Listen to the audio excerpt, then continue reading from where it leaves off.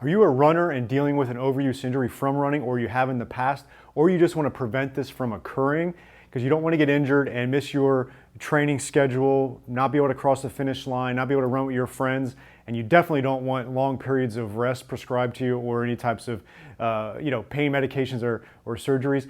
You really want to do everything you can to prevent this from happening, or at least when it does happen, get better quickly. And one of the biggest things that runners ask me a lot is a pre-run warm-up. And that's what I want to go over with you today and show you something really easy you can do without equipment, without getting on the floor, and be able to implement this nice 3-minute warm-up right before you run. I talk to a lot of runners, and you could definitely walk first, you could do jumping jacks, there's things you can do.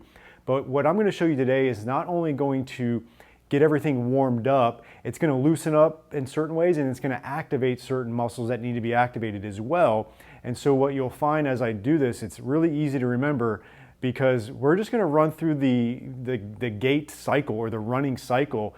And from there, the stance leg is going to be activating the hip stabilizers and all of the glute and everything there, which is great. And then the other leg that's moving is going to get that dynamic warm up going, and you get that blood flow going. So let's go into it right now. I'm going to show you on one leg, but you always have to do the other leg as well, right? We don't want to forget that. So the first one we're going to do is just hip flexions, okay? I'm going to do anywhere from 8 to 12 of these, okay?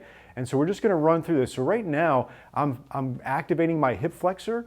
I'm stretching everything like the hamstrings and glutes. And then all of this left leg is stabilizing really well as I do my 8 to 12 there. Then I would do them on this side, okay? So the first one is the hip flexion. The next one I'm going to do is keep the leg straight, and I'm going to do hip flexion again, but with the leg straight. I'm going to get a lot more hamstring feel and calf on here. I want you to point the toes up and go from there. What you'll find is you may have balance issues and you need to work on that, but you're gonna feel all of these muscles stabilizing on my right hip, and I'm gonna get a really nice hamstring, calf stretch, and even into the low back. So you'll do 8 to 12 of those, and then obviously on that side as well, okay?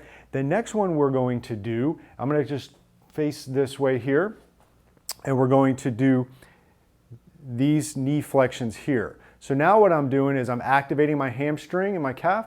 I'm getting a good stretch on the quadricep, just like that. Good.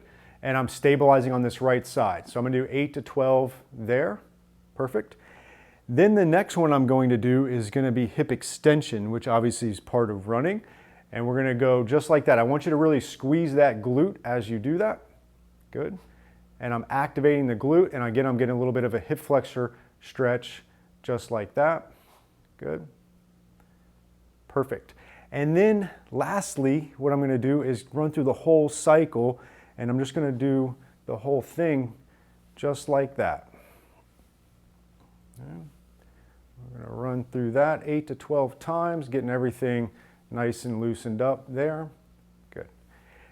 And then if you wanted to, you could add, last one here is just like this. What I find with this one is you may struggle to stabilize on that leg. So if you do, I don't want you to do it, but if you can, I want you to just work on that and do 8 to 12 of those, and then obviously you would do this side as well.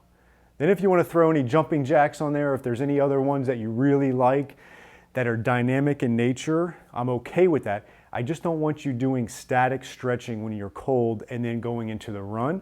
And I definitely don't want you going into the run without any type of warm-up at all. This is one you can easily remember, easily do, doesn't take up a lot of time, and you'll know once you do this the first time, you'll say, wow, I feel pretty warmed up and everything's really wakened up there. So give that a try. This will really help you prevent the overuse injuries from occurring, and I really guarantee that a good warm-up for you is going to decrease those chances.